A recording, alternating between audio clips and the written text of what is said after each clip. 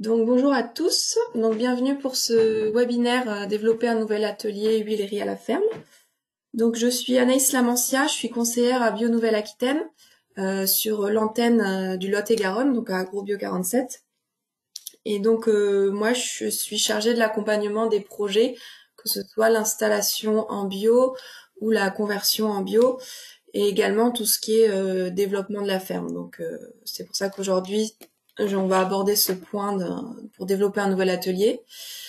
Et donc je vais être accompagnée de Martine Cavaillé d'Interbio et d'Élodie Jurine de l'entreprise Ecoléa Technologies.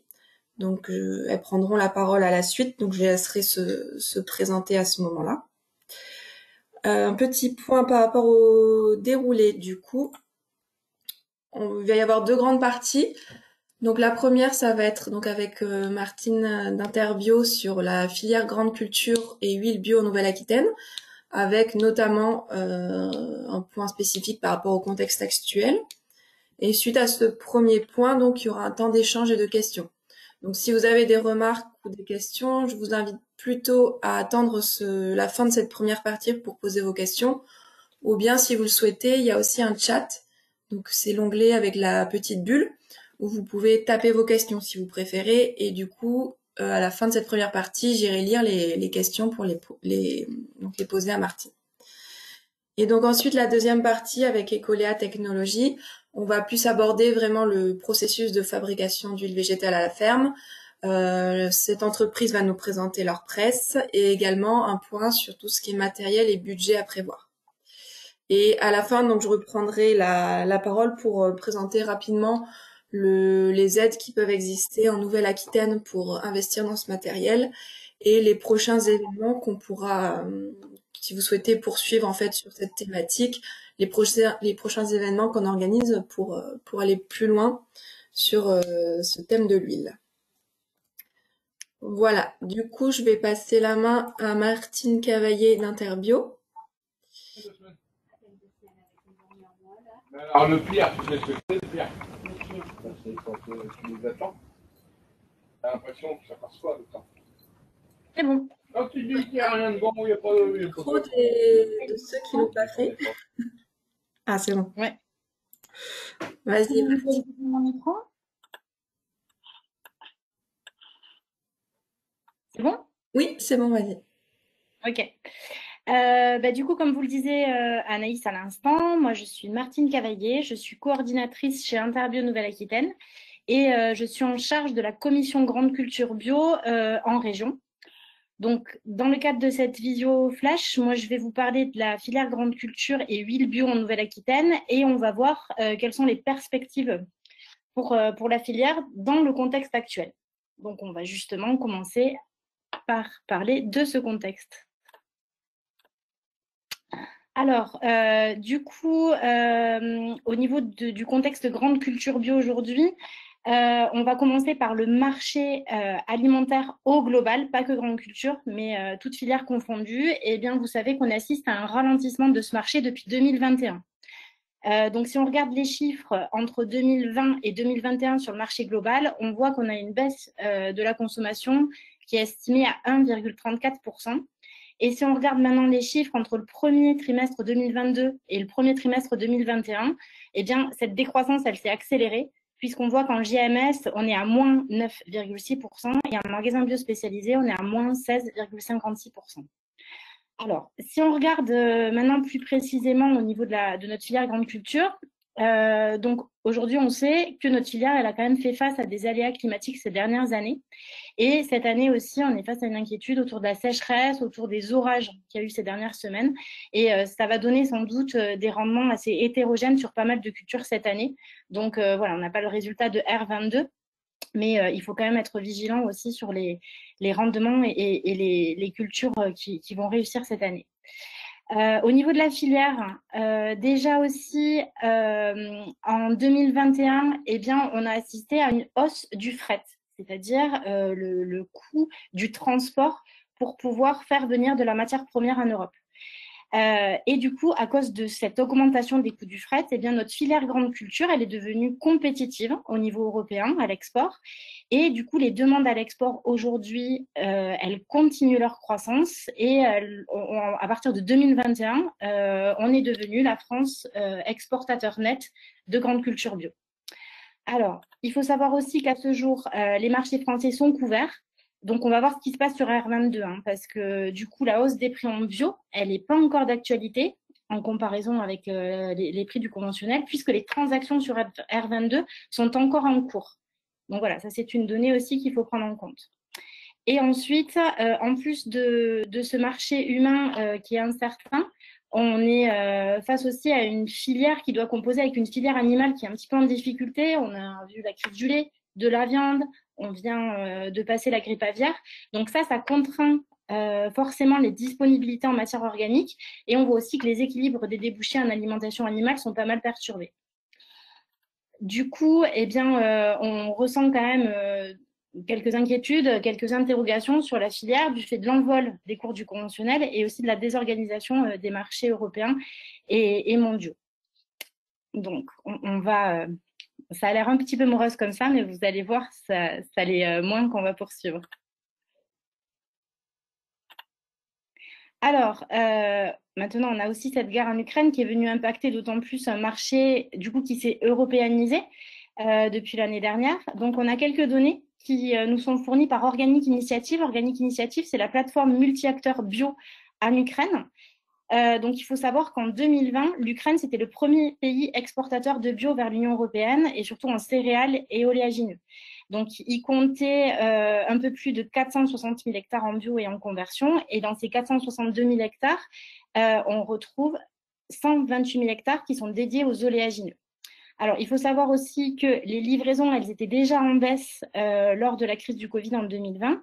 Et aussi, il faut savoir que l'Ukraine, elle s'était quand même dotée en 2017 d'une usine importante en trituration qui était dédiée à 100% au bio et qui traitait 7000 tonnes par an. Donc, cette usine-là, elle est située entre Kiev et Kharkiv. Et aujourd'hui, on ignore si l'usine tourne toujours. Mais quoi qu'il en soit, même au début du conflit, ils ont commencé à diminuer la production sur cette usine-là. Allez, et ça, c'est sans compter le fait qu'il y a des volumes aussi qui devaient arriver depuis la Russie. Alors, aujourd'hui, dans ce contexte, dans le contexte de cette guerre, c'est qu'on assiste à une hausse sans précédent des énergies et des matières premières. On voit aussi que le bio rentre en concurrence avec les opérateurs conventionnels, parce qu'on a vu qu'il y avait des intrants minéraux qui étaient toujours très chers, même si les prix se sont légèrement détendus en mai. Et puis, on a des engrais organiques qui sont utilisés en bio et qui sont aujourd'hui convoités par les conventionnels. Ensuite, on est aussi sur une conjoncture où les prix du conventionnel qui étaient déjà très hauts en 2021, ils sont toujours très hauts aujourd'hui sur certaines productions. Et en fait, les prix yo-yo dans le conventionnel, ça perturbe le marché bio qui est déjà ralenti. Donc, du coup, aujourd'hui, on fait face à un double enjeu. Donc, l'enjeu prix et l'enjeu disponibilité. Donc, au niveau de l'enjeu prix, l'idée des opérateurs collecteurs, c'est de continuer toujours à rémunérer le bio au-dessus du conventionnel. Et ça va avoir forcément un impact sur les filières à l'aval et forcément sur les consommateurs. Mais voilà, l'idée aujourd'hui, c'est de conserver la confiance de la production pour le bio parce qu'on a de toute façon des filières françaises à fournir. Et ensuite, au niveau de l'enjeu disponibilité, forcément, il va falloir continuer à fournir ces filières françaises qui sont demandeuses aujourd'hui. Et puis, il faut prendre en compte aussi ces nouvelles demandes sur les marchés européens. Donc, il va falloir produire des volumes et des productions qui sont demandées par les marchés, puis aussi sécuriser ces débouchés, ces approvisionnements, forcément en volume, mais aussi en prix. Et du coup, en bio, on a cet outil qui est quand même pas mal répandu et surtout en grande culture. C'est la contractualisation à l'amont entre la production et les premiers acheteurs, mais aussi à l'aval pour conforter et sécuriser les filières. Et cette contractualisation, finalement, ça reste le meilleur moyen pour sécuriser aujourd'hui les marchés bio et les filières bio de l'amont à l'aval. Alors, au niveau du marché de l'huile, Eh bien, en fait, il existe très peu de données aujourd'hui sur le marché de l'huile bio parce que c'est un marché qui est quand même dominé seulement par quelques opérateurs en France. Alors, ce qu'on sait, c'est que les Français consomment environ 1,7 million de tonnes d'huile végétale par an. Et en fait, les huiles sont des ingrédients de la consommation courante, mais elles sont aussi considérées par les Français, et d'autant plus lorsqu'elles sont en bio, comme un aliment santé. Alors, les huiles les plus consommées en bio, c'est d'abord l'huile d'olive, nettement devant les autres huiles. Ensuite, c'est l'huile de colza et l'huile de tournesol. Et puis, il y a des huiles qui se développent, comme l'huile de lin, de camille, de chanvre, de noix. Donc, c'est des huiles qui ont une belle dynamique de développement, mais ça reste quand même des petits volumes sur des petits marchés. Voilà. Et ensuite aussi, on sait qu'en 2020, eh bien, les Français, ils ont consommé 60 000 tonnes d'huile bio, et ce, toutes confondues. Donc voilà, on est sur un marché qui est dynamique. On voit bien l'évolution. Entre 2018 et 2019, en GMS, les ventes d'huile bio ont augmenté de 13%. En 2020, elles ont augmenté de 24%. Et l'huile bio, c'est quand même 18% des parts de marché de l'huile en GMS. Donc ça, si on compare avec la part de bio sur le chiffre d'affaires global de l'alimentaire qui est autour de 6%, c'est quand même une filière où la dynamique bio est quand même très présente. Et ensuite, c'est 40% des huiles qui sont vendues sous marque de distributeur. Alors, la demande sur l'huile Origine France, elle semble être aujourd'hui facilement couverte par la production française. Mais on est quand même sur un marché qui reste dynamique et du coup, la production, elle devra continuer à se développer pour couvrir la demande, sans parler évidemment de la conventionnelle sur le volume face à la flambée des cours et des histoires en ce moment. Après, il faut prendre en compte aussi qu'on est sur une filière qui est quand même interdépendante avec la filière grande culture en général, mais aussi l'alimentation animale. La filière grande culture de par les rotations et la filière alimentation animale à cause du coproduit très important qui est le tourteau. Donc, si on regarde au niveau de la filière grande culture, les productions d'huile végétale, elles sont produites à base de graines qui sont issues de cultures qui sont intégrées dans les rotations. Et donc, les productions, elles sont corrélées forcément aux conditions climatiques, aux conversions des surfaces en grande culture bio et aussi aux demandes du marché. Donc, il va falloir trouver un juste équilibre dans tout ça. Et ensuite, au niveau de l'alimentation animale, l'extraction de la matière grasse issue de la graine, ça donne l'huile. Et la matière azotée, c'est le tourteau. Et ce tourteau, il est forcément le plus souvent valorisé en alimentation animale. En fait, la production de protéines végétales, c'est aujourd'hui un réel enjeu pour les filières animales biologiques en France, notamment pour l'alimentation des poules pondeuses, des poulets de chair et des porcs. Parce qu'avec la nouvelle réglementation, à partir de 2026, eh bien, la dérogation qui autorisait 5% de matière très riche en protéines conventionnelles dans les rations, elle va prendre fin. Donc, la filière de tourteau Origine France, ça va être une filière qui est amenée à se développer puisque les marchés vont être demandeurs et ça commence dès aujourd'hui à ce niveau-là. Donc voilà, vous voyez que c'est quand même un marché qui offre des perspectives qui sont assez diversifiées et que la filière, elle a quand même pas mal d'enjeux à relever. Alors maintenant, est-ce qu'on est en pénurie d'huile bio en France aujourd'hui? Eh bien, la guerre en Ukraine et les difficultés autour de la mer Noire, elles ont quand même aggravé le marché qui était déjà tendu. Et du coup, on voit que les cours s'enflamment sous la pression de ceux du conventionnel. Alors, d'abord, on a du coup la pression des prix des huiles végétales conventionnelles. Donc, il faut savoir que le prix de l'huile de tournesol en conventionnel, il a doublé entre avril 2021 et avril 2022. Et on sait, mais par ailleurs, on sait quand même que le prix du tournesol conventionnel, il reste bien plus volatile qu'en bio, où c'est démontré, on a des statistiques depuis plusieurs années, on reste quand même sur un prix plus stable, donc on peut faire des prévisions et des prévisionnels plus adaptés en bio. Ensuite, il faut savoir aussi que le prix de l'huile, il est corrélé avec l'évolution des prix des énergies fossiles, parce que la fabrication de l'huile, on va le voir tout à l'heure avec Elodie, ça demande quand même beaucoup d'énergie. Et ensuite aussi vous dire que les stocks européens en tournesol, ils sont estimés entre 4 et 6 semaines. Ça, c'était une estimation de début mars 2022. Donc, c'est clair que les stocks aujourd'hui sont au plus bas. Et ça, c'est un élément à prendre en compte, mais c'est un élément conjoncturel aujourd'hui. Alors, du coup, les marchés conventionnels avec des prix en hausse et des difficultés à l'import font que ça tire les prix du bio et certains volumes bio aussi. Et puis, en parallèle, on a forcément des transformateurs qui sont aujourd'hui en recherche de solutions face à, alors c'est pas une pénurie, mais c'est pas face à cette difficulté sur les marchés. Parce qu'en fait, les huiles raffinées en bio, elles ne peuvent pas être raffinées selon des procédés chimiques en bio, il faut que ce soit des procédés mécaniques. Et les huiles non raffinées, donc non désodorisées, puisque la seule usine de raffinage en bio, elle est située aux Pays-Bas. Ça veut dire que seuls des opérateurs dimensionnés peuvent quand même se permettre de mener ce process jusqu'au bout. Eh bien, les huiles non raffinées, elles changent le goût à la cuisson, à la friture. Et l'hétérogénéité en industrie agroalimentaire, c'est une solution aujourd'hui, mais ça reste une solution à très court terme parce que ça risque de ne pas durer pour justement conserver et ne pas perdre les consommateurs dans des produits qui varieraient en goût. Voilà. Et puis, au niveau des transformateurs, il y a aussi pas mal de craintes aujourd'hui sur des possibles fraudes avec de l'adultération ou l'utilisation de l'huile alimentaire. Donc voilà, les transformateurs sont quand même très vigilants sur leur sourcing aujourd'hui et l'utilisation des huiles. Alors voilà pour le contexte. Maintenant, qui sont les acteurs de l'huile bio sur le territoire?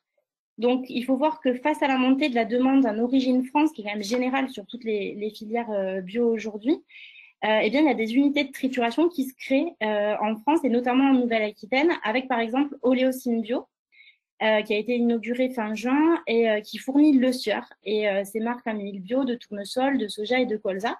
Donc voilà, on a des opérateurs qui sont quand même très dimensionnés sur le territoire. Sinon, on trouve aussi des huiliers historiques dans le secteur du bio. On a des huiliers conventionnels qui ont développé une gamme bio. On a aussi des moulins spécifiquement dédiés à la production d'huile. Et puis, on a aussi des coopératives ou des privés qui ont fait l'acquisition d'une presse pour répondre à des marchés qui sont souvent des marchés contractualisés. Donc, on voit que ces huiles, elles se retrouvent le plus souvent en filière longue. Mais il faut noter quand même qu'il existe aussi de nombreux producteurs qui transforment leurs graines en huile et jusqu'à aujourd'hui qui développaient des débouchés plutôt sur les marchés locaux. Alors, quelle est la perspective du coup pour un atelier à la ferme? Donc, aujourd'hui, les demandes en huile de tournesol, elles se multiplient, mais est-ce qu'on est en pénurie? A priori, non. C'est plutôt les marchés qui s'emballent face aux ruptures connues et à cause de la conjoncture actuelle. Alors, est-ce que ça va durer et ça va devenir structurel? Donc, on n'a pas de boule de cristal, on ne peut pas vous le dire aujourd'hui, on ne le sait pas. Juste, on a quelques données, par exemple, la Banque mondiale qui, quand même, a calculé qu'on aurait quand même encore des déséquilibres sur les marchés, au moins jusqu'à fin 2024. Donc, maintenant, si on se lance, je ne sais pas si mon diapo marche, en fait. Oui, nous on voit, oui. Ouais? Oui, oui. Ok, ça va. Donc, si on se lance, la première des choses à prendre en compte, eh ben, ce sont les débouchés. Ces débouchés, il faut les planifier et ce de manière de préférence pluriannuelle pour justement pouvoir supporter un investissement dans un outil. Alors, si on part sur de la vente directe, mais non, ça marche pas. Hein. Désolée. Voilà. Donc, si on part sur de la vente directe, il faut se poser la question de quelle quantité, quel prix. Est-ce que c'est rentable à long terme? Parce que au niveau des chiffres sur la vente directe, elle a beaucoup augmenté en 2021, donc en 2020 pendant le Covid, en 2021. En 2021, elle a pris plus 7%, mais on voit que ça a un peu ralenti ces derniers mois, puisque en début 2022, on était à moins 15% sur ce circuit de distribution-là. Ensuite, si on part sur de la vente en magasin ou en GMS ou bien en réseau spécialisé, il va falloir aussi mener des négociations commerciales. Est-ce que du coup, il faut se poser la question si mes volumes, si mes prix ils vont pouvoir tenir dans ces négociations commerciales? Et il faut aussi se poser la question si ça va être compatible avec une activité agricole parce que c'est quand même un nouveau métier de faire tout ça. Et ensuite, effectivement, si on part sur de la distribution vers des transformateurs, il va falloir aussi contractualiser pour pouvoir s'assurer et sécuriser ces débouchés sur le long terme. Alors, l'important, forcément, ça reste justement cette stabilité des débouchés. Donc, il faut se dire, est-ce que je suis en mesure de mener ces contrats pluriannuels sur les volumes, sur les prix? fixer les prix dans le contexte actuel, c'est quand même assez compliqué. Voilà, parce que par exemple, si on est sur un prix de 100, l'an prochain, on ne sait pas du tout sur quel prix on sera, puisqu'on ne sait pas comment va évoluer justement ces demandes en huile. Mais quoi qu'il en soit, l'idée aussi, c'est qu'il faut vraiment planifier son investissement, parce qu'un investissement, on va le voir avec la présentation qui va suivre, ça peut coûter cher en matériel, en énergie et aussi en investissement humain. Et du coup, dans cette conjoncture, pour répartir les risques, moi, je vous invite aussi à réfléchir à la possibilité de mutualiser un outil. Donc, pourquoi pas réfléchir aussi à un outil collectif, parce que ça peut permettre de faire des économies d'échelle, de sécuriser les appros de l'outil en matière première, et puis ça peut aussi aider à réaliser les contrats et à faire plus facilement face au coût des énergies. Donc voilà, il y a beaucoup de questions à se poser avant de se lancer. Et aussi réfléchir au fait que le montage d'un outil collectif, ça peut aussi ouvrir les possibilités d'éligibilité à certaines aides, mais Anaïs va vous en parler à la fin, parce qu'on a le PCAE en région, mais aussi on a les aides à l'agroalimentaire en région, et aussi également dans le cadre d'un projet de filière, on a aussi le Fonds Avenir Bio qui va perdurer cette année et au moins l'année prochaine. Donc voilà, c'est un projet qui doit être réfléchi, qui doit se calculer sur le moyen long terme. Et aujourd'hui, le souci, c'est que la conjoncture, elle est plutôt court-termiste. Donc voilà, faut vraiment préparer ses plans pour se lancer. Et du coup, voilà pour le panorama. Donc, je ne sais pas si vous avez des questions.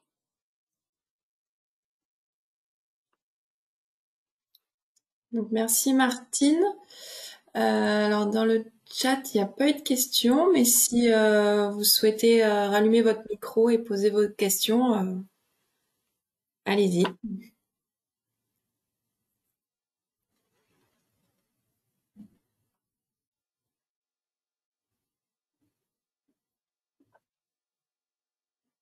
C'est que ça a été très clair, peut-être. Oui, apparemment.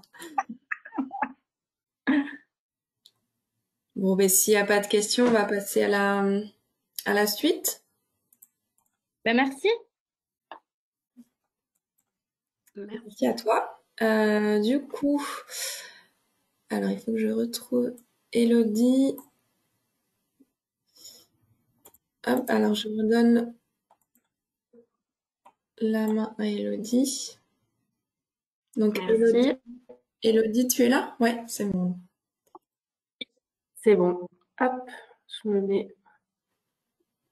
Voilà. Normalement, c'est bon? Oui, c'est bon, on voit ton Vous écran. voyez mon écran? Oui. Super. Donc, bonjour à tous. Je me présente, je suis Élodie Jurine, donc la directrice de la société Ecolea Technologies. Donc, Ecolea Technologies a été créée. Alors, si, c'est bon. Donc, Ecolea Technologies, c'est un projet. Les toutes premières presses à huile, en fait, ont été vendues depuis 2003, mais la société a été vraiment créée en 2014. Donc, nous sommes basés vers Saint-Étienne, dans le 42, dans la Loire. Et donc, notre activité, vous l'avez compris, on est concepteur de presse à huile. Et on va même plus loin, c'est qu'on fournit une solution clé en main pour les personnes qui souhaitent justement se lancer dans une activité de transformation. On fournit la solution du pressage à l'embouteillage des huiles. Donc nos clients actuellement, ce sont des gens comme la plupart d'entre vous, hein, qui sont avant tout producteurs, agriculteurs et qui ont souhaité se diversifier en valorisant tout ou partie de leur récolte en faisant de la transformation. Donc actuellement, enfin, on vend principalement en France, partout en France. Et également, on a pu, depuis la création, vendre à l'étranger un peu plus par opportunité, mais on en a plus d'une quarantaine à l'étranger. Donc, je vais principalement en fait vous présenter le processus de comment on extrait, comment on obtient de l'huile en fait, le procédé, on va dire classique à partir d'une machine qui. Alors, nous, on parle d'une extraction à vis. Hein, c'est un procédé d'extraction à vis sans fin. Donc ce procédé va être le même que ce soit avec notre presse ou avec un autre matériel. Mais je vous parlerai dans un second temps un peu plus de notre machine. Comme ça, c'est les personnes qui sont intéressées pourront revenir vers nous si jamais elles ont des questions. Hop. Alors la production d'huile végétale, c'est un processus plutôt simple. Tout simplement à partir des graines qu'on met dans la presse, donc peu importe le type de presse, mais on met dans la presse à huile, on obtient d'un côté l'huile et de l'autre côté le tourteau, ce qui fait qu'on a une valorisation complète. Donc on parle de presse à huile, mais en fait sur certaines graines, en fonction de ce qu'on presse, c'est quasiment une machine à faire du tourteau aussi. Puisque pour ceux qui ne le savent pas, par exemple sur du colza, du tournesol, on va être sur une production qui va vous permettre d'avoir un rendement de l'ordre de 30 à 35% d'huile. Donc le reste va être du tourteau. Donc c'est important de savoir comment le valoriser. Alors au niveau des produits qu'on est capable de presser, alors nous on distingue deux types de produits. On a les oléagineux d'un côté et les fruits à coque. Alors, vous voyez que pour les oléagineux, alors déjà, en parlant d'oléagineux, on parle donc du colza, du tournesol, bien sûr, mais aussi du chanvre, du lin, du chardon-marie, de la cameline, de la nigelle, de la moutarde. Enfin, on a vraiment la presse en question est capable de presser tous les oléagineux qu'on peut trouver sur le territoire à partir du moment où ce sont des graines qui ont un taux d'humidité de l'ordre de 7%. Ensuite, on distingue donc les fruits à coque, mais c'est important de savoir qu'avec la même machine, vous pouvez aussi bien faire des oléagineux que des fruits à coque. Et donc, dans les fruits à coque, on parle de la noix, de la noisette, de l'amande. Après, ça reste une liste non exhaustive, puisqu'il y a vraiment, comme je vous disais, un grand nombre de graines qu'on est capable de presser. Alors tout sauf l'olive, par contre, c'est important de le préciser parce que l'olive est un produit humide, donc on ne pourra pas le presser. Et en plus de ça, on a le noyau qui peut poser problème. Donc, au niveau de la graine, il y a des choses à faire sur lesquelles il faut porter attention, donc notamment l'humidité, et j'y reviens, puisque 7% peut paraître un peu restrictif. Alors, ça ne veut pas dire qu'à 6% ou à 8%, le process de pressage ne va pas fonctionner, mais d'après nos essais, on s'est vraiment rendu compte que c'est à ce taux-là d'humidité que le process est optimal, c'est-à-dire qu'on a on va dire un bon équilibre entre le débit et le rendement. C'est important aussi que vous ayez une graine qui soit la plus propre possible. La machine pourra tout à fait presser une graine qui est poussiéreuse ou qui est constituée de brindilles ou d'autres choses, mais ça va pas venir casser la machine. Mais c'est mieux pour vous si vous pouvez passer un peu plus de temps sur le nettoyage parce que vous aurez tout simplement un produit de meilleure qualité en termes de produit fini. Et aussi, vous aurez un pressage beaucoup mieux, beaucoup plus fluide et un débit continu. Voilà. Au niveau des fruits à coque, l'important, c'est d'avoir le produit le plus sec possible et bien sûr décortiqué. Donc, chaque graine va avoir sa propre teneur en huile. Donc, si on zoome sur le colza et le tournesol, elles ont toutes deux, comme je disais, une teneur en huile à peu près de 30 à 35%. Selon les variétés, et sachant que ça reste un rendement brut, c'est-à-dire au moment du pressage. Après, il y a la phase de décantation, on va voir après. Donc, il y a potentiellement, vous pouvez perdre 3-4% pendant cette phase-là de décantation. Alors, la production, elle commence donc par le pressage, donc avec un procédé d'extraction. Ensuite, on va avoir la partie pré-décantation. Alors, cette étape-là, donc en fait, votre huile, elle va tomber dans une cuve. Il va falloir la récolter dans une cuve, idéalement une cuve en inox. De cette cuve, après, vous aurez deux possibilités. Soit vous la laisserez reposer pendant 4 jours pour passer dans un système de filtration, ou alors vous préférez laisser décanter votre huile pendant 1 mois c'est ce qu'on appelle la décantation naturelle. Et dans les deux cas, après ces étapes-là, vous pourrez embouteiller. Donc, en gros, soit je m'équipe d'un filtre et dans ce cas-là, après pressage, je laisse reposer mon huile 4 jours et je peux l'embouteiller. Soit je suis pas équipée d'un filtre, je préfère laisser reposer mon huile pendant un mois et dans ce cas-là, seulement après un mois, je peux embouteiller mon huile. Donc, c'est pas plus complexe que ça en termes d'étapes. On a 3 étapes majeures.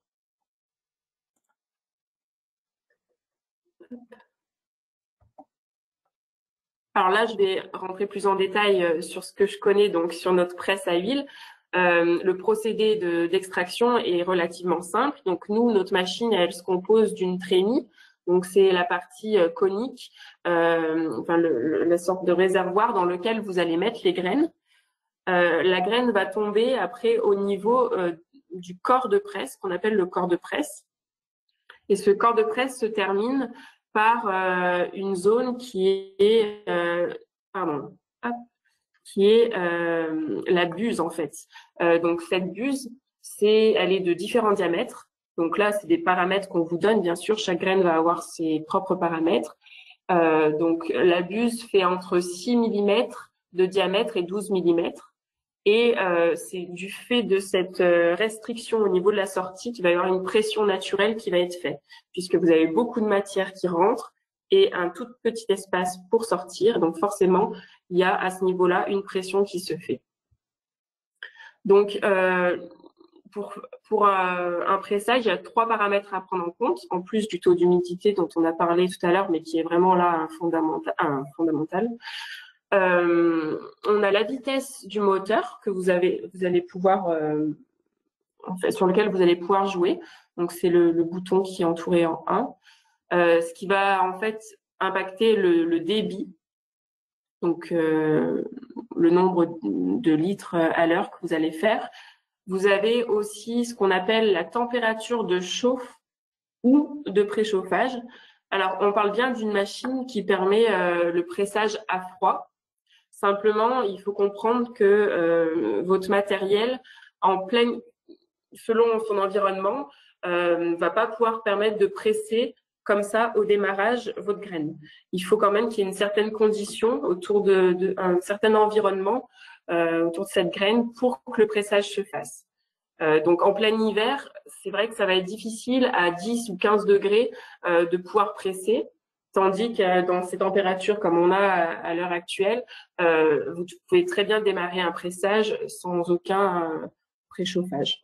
Mais donc ce système-là de chauffe est prévu dans notre machine de base, puisque forcément il peut être nécessaire en fonction de la période de l'année à laquelle vous pressez.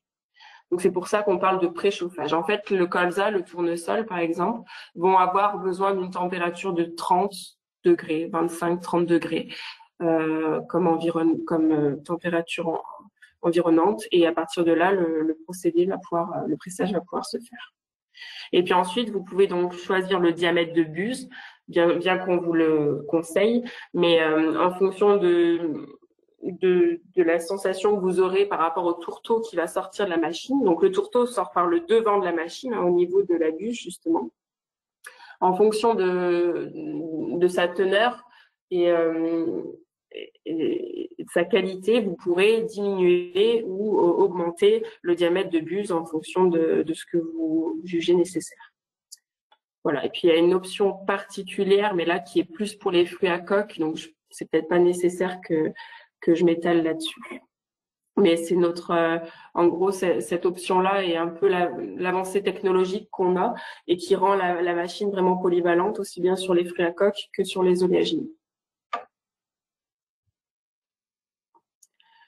Alors, les avantages de notre presse, en l'occurrence, vont être sa polyvalence, comme je le disais, et surtout sa facilité de passer d'un produit à un autre. Si vous faites à la fois du colza ou du tournesol, eh ben, quelque part, il va falloir uniquement prévoir peut-être une dizaine de minutes pour passer d'un produit à l'autre. Il n'y a pas de bricolage à faire en particulier sur la machine. Il suffira de changer peut-être le diamètre de buse et de faire un nettoyage rapide, et vous pourrez switcher d'une graine à une autre très facilement.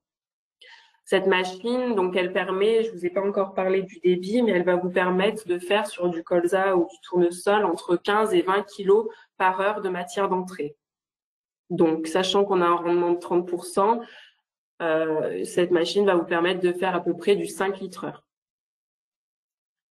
heure. Donc, c'est une machine de petite taille, hein, elle tient sur une table, elle fait à peu près 70 kilos, mais elle va permettre de répondre à des besoins aussi bien des personnes qui veulent presser de façon occasionnelle certains mois de l'année, comme des personnes qui vont vouloir presser en continu 24 heures sur 24. Elle a vraiment été conçue pour fonctionner de façon intensive.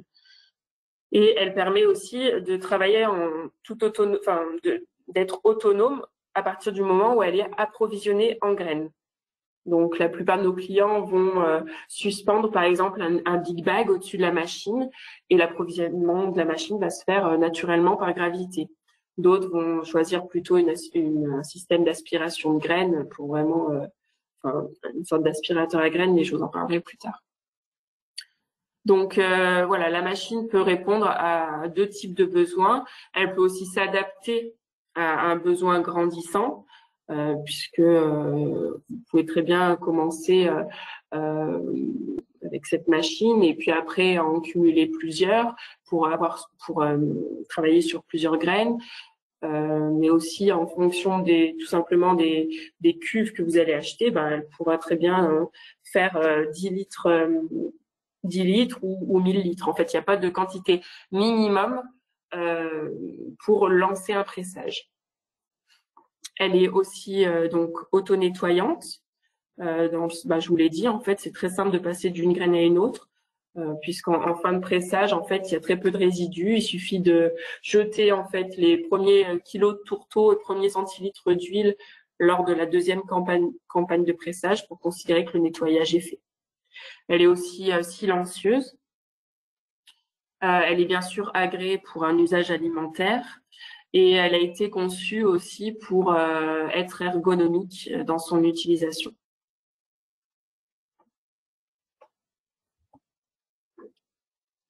Donc, Ecolea Technologies, je vous le disais, a comme volonté en fait d'accompagner le client de A à Z, mais surtout du début du projet en fait.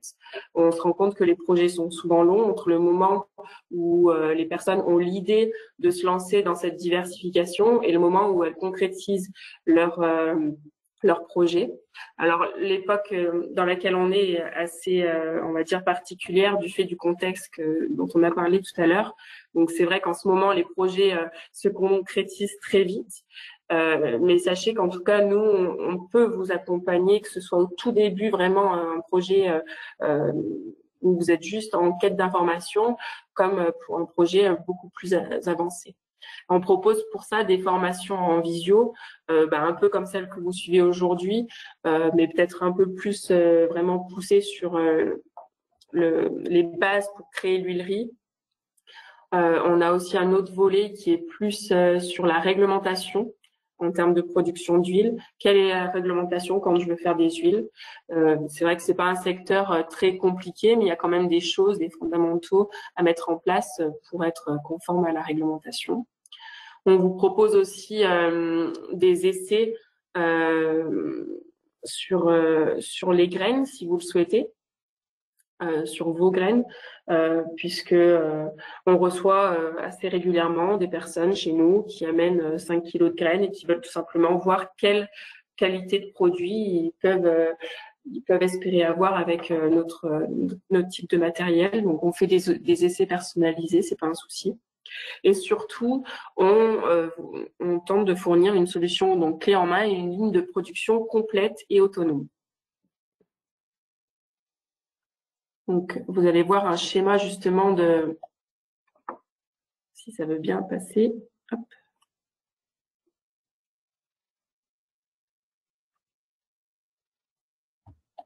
Voilà.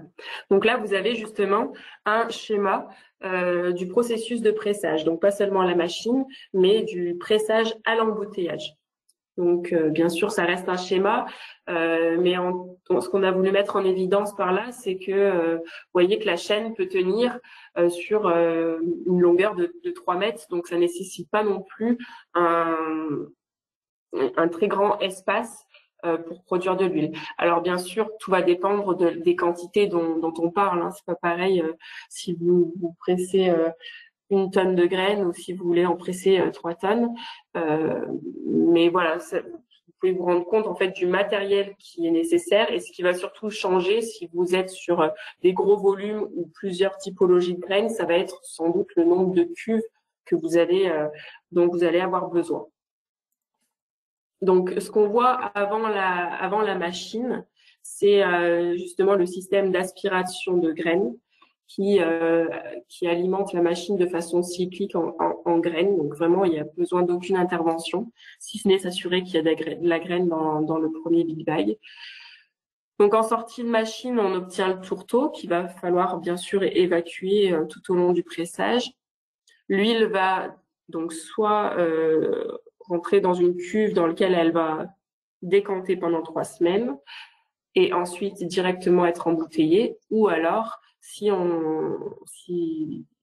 êtes équipé de l'option de filtration, dans ce cas-là, l'huile va rester dans la première cuve uniquement 5 jours et ensuite elle va passer dans un système de filtre à plaques pour sortir filtrée et de là elle va pouvoir être embouteillée et vendue. Donc la machine, elle est vendue sous différentes configurations en fait, soit à mettre simplement sur une table ou un plan de travail, soit après les personnes préfèrent pouvoir la déplacer facilement. Donc pour cela, on propose des châssis mobiles en bois inox ou alors un châssis tout inox. Donc on va proposer aussi des systèmes d'approvisionnement. Donc, comme je vous le montrais sur le schéma tout à l'heure, pneumatique, on en a 2 types en fonction des besoins. On propose également les chariots pour évacuer le tourteau. On vend bien sûr le testeur d'humidité puisque c'est un élément fondamental, vous l'aurez compris. Donc, c'est important. Enfin, le mieux, c'est d'avoir un testeur pour justement savoir si ma graine est dans le bon état pour pouvoir être pressée ou si elle demande un peu plus à être séchée ou humidifiée, bien que ça soit plus compliqué d'humidifier. Et puis après, voilà, on fournit nos clients de tout l'ensemble de cuves de décantation. Donc, ça va de 50 litres à du 1000 litres en fond plat ou en fond conique. Et l'avantage de ces cuves, donc rappelons que l'huile, le meilleur ennemi de l'huile, ça va être la lumière et l'air. Donc c'est pour ça qu'en fait on parle de cuve en inox parce que c'est la meilleure façon pour conserver une huile, c'est à l'abri de la lumière. Et puis l'inox, c'est facile aussi à nettoyer. Et donc toutes ces cuves qu'on propose, elles vont être équipées d'un couvercle flottant puisque ça va permettre justement d'éviter qu'il y ait un contact entre votre huile et l'air. Le couvercle va se positionner vraiment au niveau de votre huile et donc va éviter une oxydation. Et puis après, on peut proposer aussi des bonbonnes pour vendre plutôt pour ceux qui veulent vendre des huiles en vrac, vu que c'est quand même pas mal la tendance dans les épiceries vrac. Donc, on en a de plus en plus qui partent sur ce genre de conditionnement. Hop. Voilà, et puis après, on vous propose également tout ce qui va être embouteilleux, système d'embouteillage. Donc, ce sont des équipements, du matériel semi-automatique, en fait. Il y a quand même une intervention humaine qui est nécessaire, mais ça va vous permettre d'embouteiller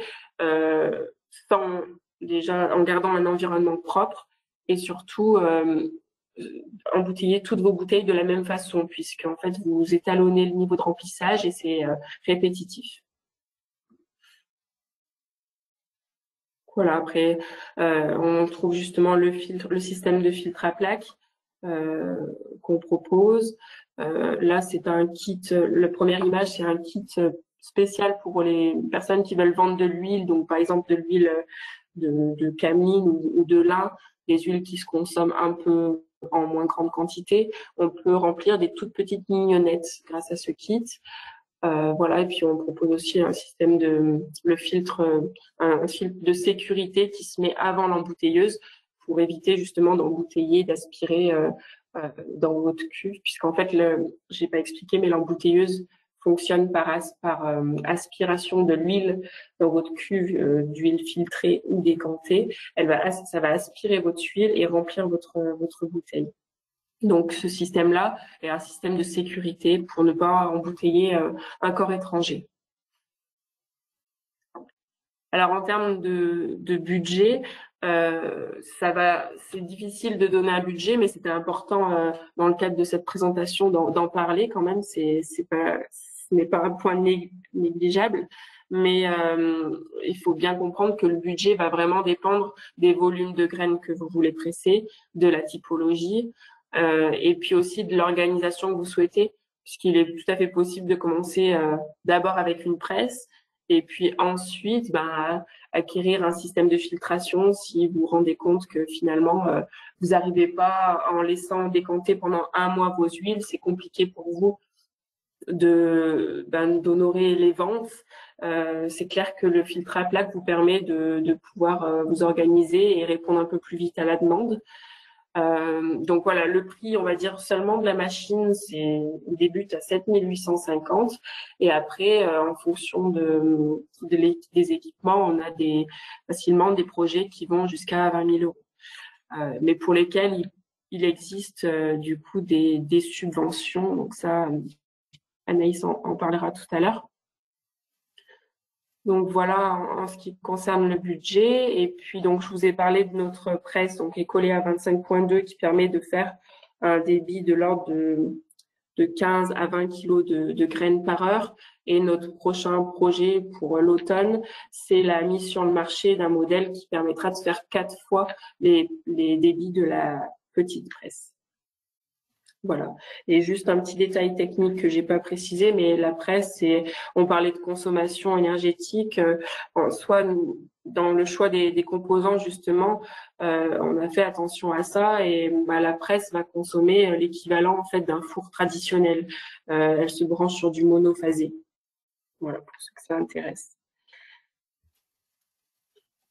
J'en ai bientôt fini pour ma partie. En tout cas, sachez que pour ceux qui éventuellement souhaiteraient aller plus loin, avoir plus d'informations, il y a plusieurs moyens de rentrer en contact avec nous, bien sûr en nous appelant, mais aussi, comme je vous le disais, en organisant un rendez-vous personnalisé. Si vous avez la possibilité de venir dans notre coin, donc vers Saint-Étienne, on peut très bien envisager de faire un essai sur vos graines. On fait aussi des journées portes ouvertes très régulièrement, tous les mois.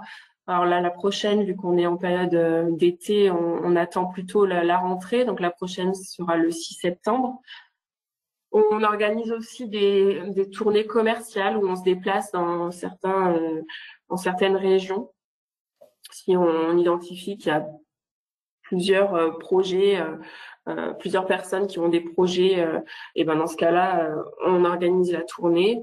Et bien sûr, vous pouvez nous rencontrer sur des salons, donc des salons comme le salon de l'agriculture, le sommet de l'élevage, le Teken Bio, le CIVAL et le CIMA, qui sont des salons qu'on devrait faire dans cette année, voire l'année d'après. Voilà, et puis si vous avez besoin, c'est vrai que ça manquait peut-être un peu de vidéos pour vous rendre compte. Si jamais vous voulez voir des vidéos, il y en a sur notre page YouTube. Voilà, merci pour votre attention. Merci Elodie. Juste, j'ai pas précisé, mais j'enverrai aux participants et aussi à d'autres personnes qui sont inscrites mais qui n'ont pas pu venir la présentation et le lien vers le replay de la vidéo, donc vous pourrez retrouver toutes les infos, les contacts, etc. Et juste avant de passer aux questions, donc je vais repartager mon écran. Juste un petit point par rapport aux aides. Du coup, Donc, pour le matériel qu'on vient de présenter, la région Nouvelle-Aquitaine propose une aide dans le cadre du PCAE, qui est le plan de compétitivité et d'adaptation des exploitations agricoles.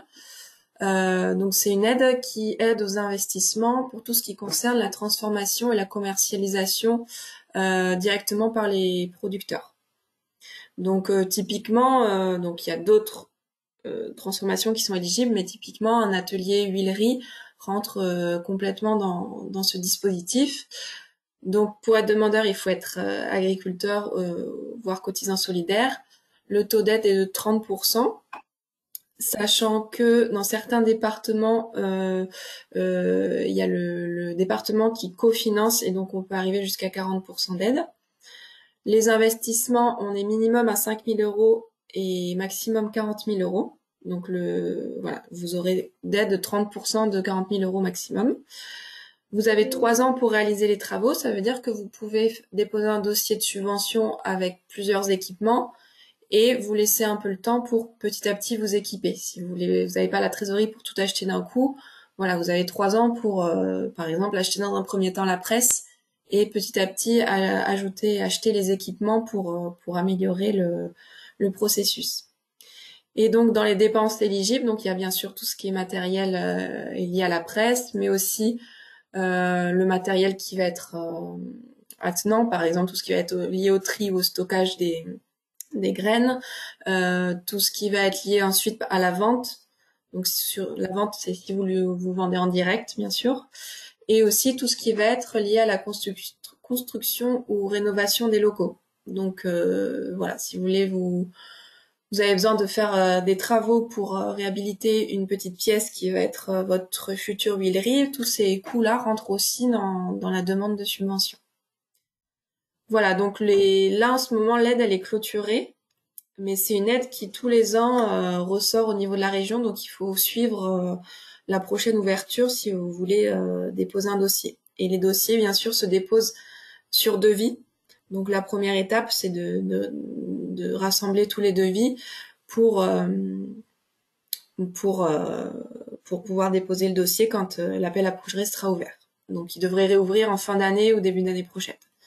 Donc en bas, je vous ai mis les liens vers le site de la région Nouvelle-Aquitaine qui répertorie toutes les aides existantes et le lien vers notre site internet, donc bionouvelleaquitaine.com, sur la page aide où en fait régulièrement on met à jour une note de synthèse sur toutes les aides qui existent en bio en Nouvelle-Aquitaine. Et donc dès qu'il y a un nouvel appel à projet qui s'ouvre ou qui se clôture, on met à jour la note pour que vous ayez en temps réel les différentes aides auxquelles vous pouvez avoir droit. Et pour terminer, je voulais faire un point sur les prochaines rencontres, si vous voulez aller plus loin sur ce projet d'huilerie. Donc là, on a vraiment passé rapidement les grandes notions, mais voilà, c'est vrai que si vous voulez monter un projet, il va falloir aller un petit peu plus loin. Donc nous, ce qu'on propose, c'est une formation en octobre ou novembre. La date n'est pas encore calée, en Charente-Maritime, à Saintes, pour aller plus loin justement pour la transformation des graines en huile et la création d'un atelier. Donc on verra un peu plus ce qu'on n'a pas vu là, lié au tri et au stockage des grains, le processus d'obtention, l'embouteillage, les différentes presses, les différentes technologies qui existent et tout ce qui est qualité, défaut des huiles, étiquetage et réglementation. Donc si vous êtes intéressé, je vous ai mis en bas le contact de mon collègue Édouard Bouillot qui organise cette formation.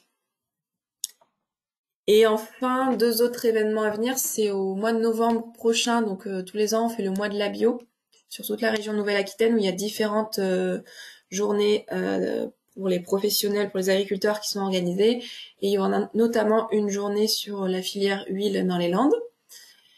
Et ensuite, on est ouvert aussi si vous avez des besoins, si vous êtes un petit groupe sur un département à avoir des questions et à être intéressé par une démonstration ou une visite de ferme chez un agriculteur équipé en presse, c'est des choses qu'on peut organiser.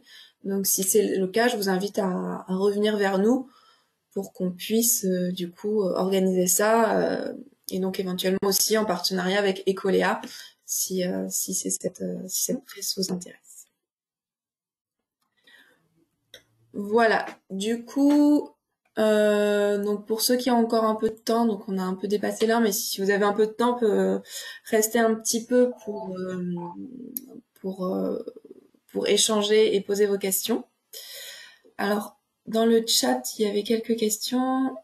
Alors, pour la formation, il y a mon collègue, du coup, qui me disait qu'elle aura lieu le 16 ou le 17 novembre, avec une ancienne experte de l'ITERG et une démo d'Ecolia. Donc, Ecolia, qui nous a fait la présentation, sera présente aussi. Ok, niveau des questions, donc on nous demandait si la presse qui a été présentée coûtait 7 850 €. Et ben la presse, oui, comme la presse sur son plan de travail, donc sans châssis justement, avec une trémie de capacité de 15 litres, elle est à ce jour à 7 850 €. Oui.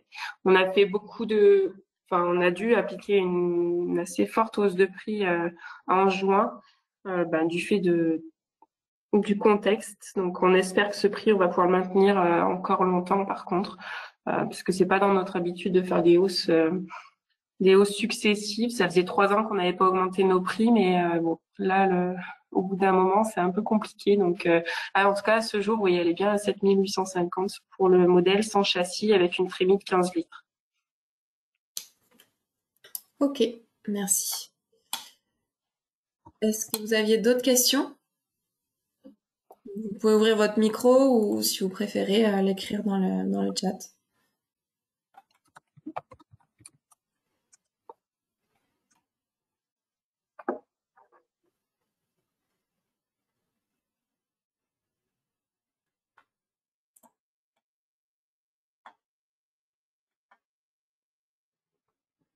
Non, pas de questions? C'était clair?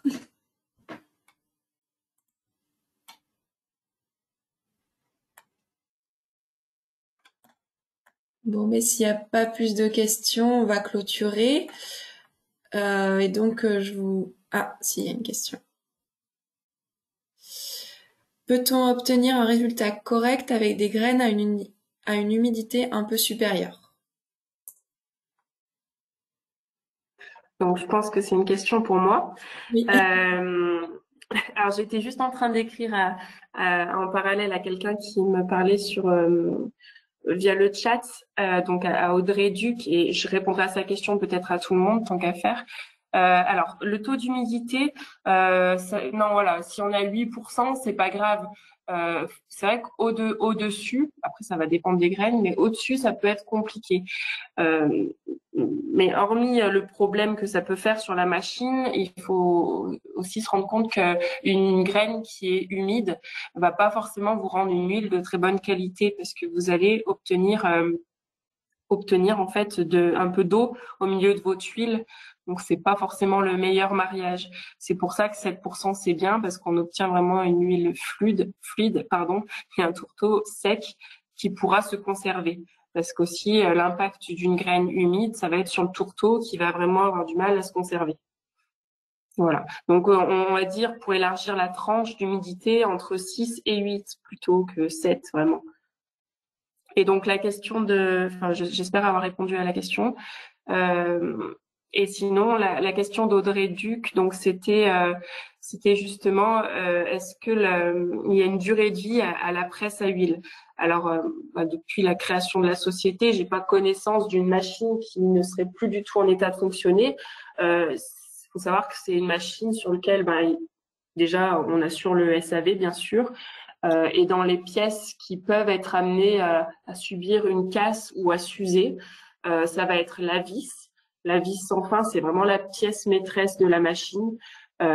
C'est-à-dire que c'est elle qui travaille le plus et qui est le plus confrontée à l'usure puisque le frottement se fait contre la vis. Alors on choisit des matériaux les plus durs possibles sur lesquels on ajoute aussi un traitement de dureté, mais on est limité par le fait qu'on doit choisir des matériaux qui soient propres à un usage alimentaire. Donc, par conséquent, il pourrait y avoir encore plus dur comme matière, mais on peut pas non plus aller sur des matériaux qui ne s'userait jamais pour cette raison. Alors, la durée de vie d'une vis, parce que je pense que ça va être la question d'après, une vis, tout dépend de l'usage que vous avez, tout dépend justement de l'humidité des graines que vous pressez. Si vous pressez systématiquement des graines qui sont trop sèches, ben forcément, vous allez plus user rapidement la vis. Et autre chose, il y a des graines qui sont un peu plus abrasives que les autres, notamment le tournesol ou le chanvre à cause de leur coque. Donc voilà, je dirais que une vis peut faire peut-être 2-3 ans en usage intensif, mais voilà, qu'est-ce que l'usage intensif? On n'a pas forcément toujours les retours de nos clients lorsqu'ils nous disent que leur vis est usée, donc c'est un peu difficile d'avoir du recul de ce côté-là. Et l'autre chose en termes de SAV, ça peut être la casse d'un roulement. Mais bon, un roulement, ça se change plutôt facilement. Et normalement, s'il y a un bon graissage de la machine régulier et justement un pressage qui est fait sur des graines pas trop sèches, il y a peu de raisons qu'il y ait des casses de roulement. Voilà.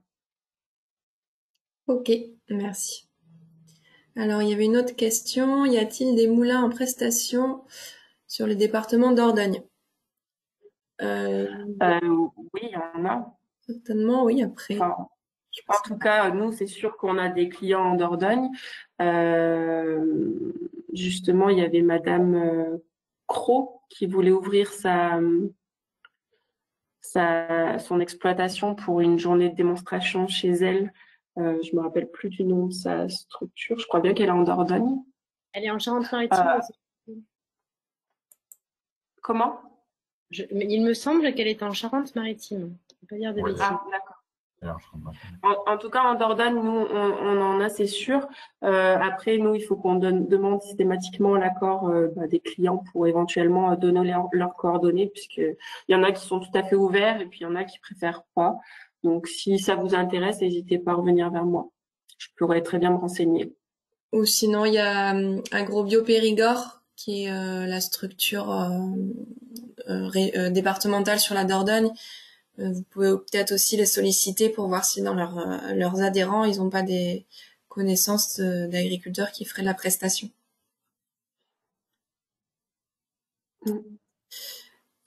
Ensuite, avez-vous des ordres de grandeur sur les quantités d'oléagineux ou les quantités d'huile à transformer pour rentabiliser l'investissement et le temps? Là, peut-être plus aussi compliqué de... C'est ce qu'on disait, ça dépend des volumes, j'imagine. Et ça dépend des volumes. Je comprends que ça soit un élément qui soit important, mais c'est vrai que c'est difficile à savoir parce que tout dépend à quel niveau vous voulez vendre, quel est le niveau pour vous correct aussi de marge que vous souhaitez vous faire, parce que forcément, pour savoir combien de temps il faut pour amortir, il faut savoir à quel prix vous voulez vendre les produits finis. Et là, j'avoue qu'il y a des points qui me manquent pour pouvoir faire un calcul vraiment.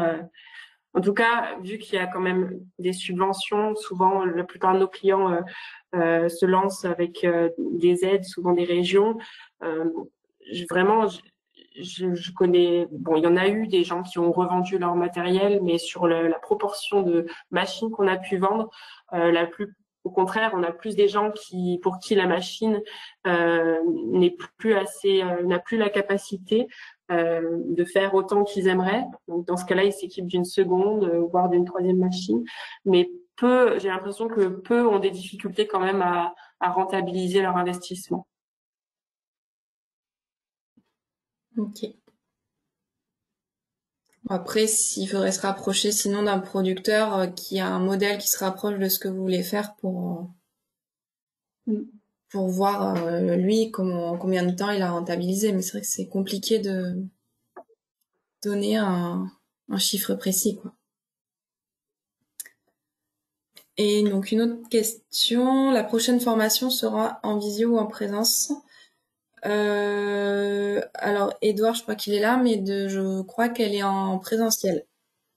Ouais, la formation est en présentiel autour de Saintes, à revalider donc avec Pascal Cros justement qui est en Charente-Maritime, qui pourrait nous accueillir pour la démonstration de la presse. avec une partie théorique en première moitié de journée, donc avec Marigot, qui est une ancienne experte de l'ITERG, et qui parlera de la composition des corps gras et justement de l'importance de considérer chaque graine et la qualité de chaque graine pour la qualité et le rendu final de l'huile. Parce que c'est ça qui va faire la différence dans votre projet de vente en circuit court, quoi. C'est quand vous parlez d'huile vierge extraite à froid, vous allez vous différencier par la qualité. Et vu les volumes pour la plupart, que vous serez en capacité de faire ou vous projetez de faire, l'idée c'est de se différencier par la qualité. Donc, la notion de qualité dans les huiles, qualité organoleptique notamment, est importante à prendre en compte. Et c'est aussi de ça dont on parlera dans la formation, avec bien évidemment tout le détail sur le montage de l'atelier, pour lequel notamment aussi il est important de diminuer le niveau de manipulation pour gagner du temps, gagner en ergonomie aussi. Donc voilà, on en a parlé, mais certains producteurs ont des solutions justement dans ce cadre-là qui permettent de faciliter le montage de l'atelier, la mise en œuvre de l'atelier, la production d'huile. Ok, merci. Est-ce qu'il y a d'autres questions?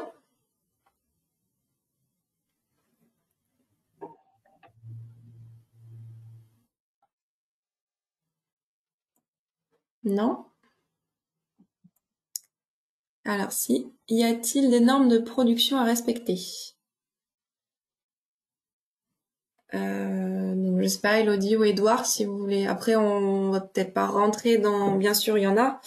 Après, je pense que l'intérêt de la formation des suites, c'est de voir ça en détail, mais peut-être si...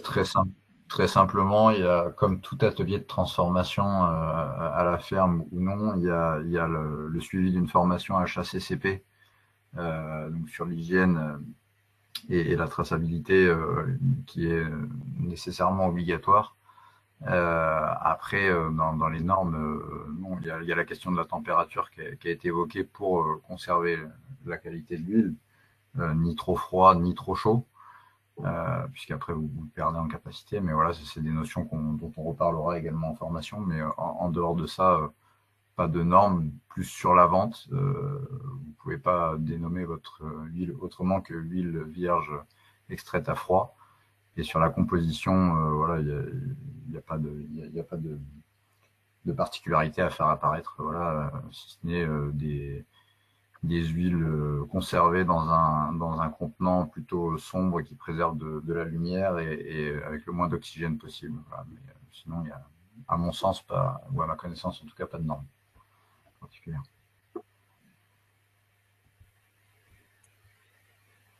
Ok. Je sais pas si Elodie, tu veux compléter ou... Non, c'est tout à fait, je suis tout à fait en phase avec ce qui vient d'être dit. Ok. Pour la commercialisation, non, il n'y a pas, parce que j'ai vu que Monsieur Georgie sa question portait vraiment plus peut-être sur la commercialisation. Il n'y a pas de normes particulières, si ce n'est assurer, une bonne traçabilité des produits, c'est très important, avec un numéro de lot. Et puis surtout, voilà, faire attention à ce qu'on écrit sur les étiquettes. Parce que parfois on pense pas mal faire en écrivant des choses très riches en oméga 3, etc. Ou alors très bon pour limiter le cholestérol, des choses comme ça. Faut faire très très attention à ce qu'on écrit sur les étiquettes. Faut que tout soit avéré et justifié. Donc je dirais que le moins on en met, le mieux c'est. Le plus précis il faut être pour ne pas être embêté par la suite. Et sur l'étiquette, il faut aussi se faire, si vous êtes en bio, se faire valider par votre organisme certificateur, par rapport notamment à l'utilisation du label.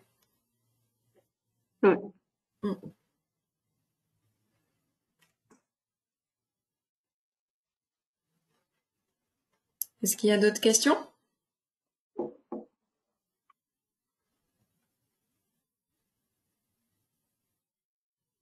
Non? Bon, merci à tous. Donc merci à Martine et Elodie pour les interventions. Et puis, donc comme je vous disais, je vous renverrai par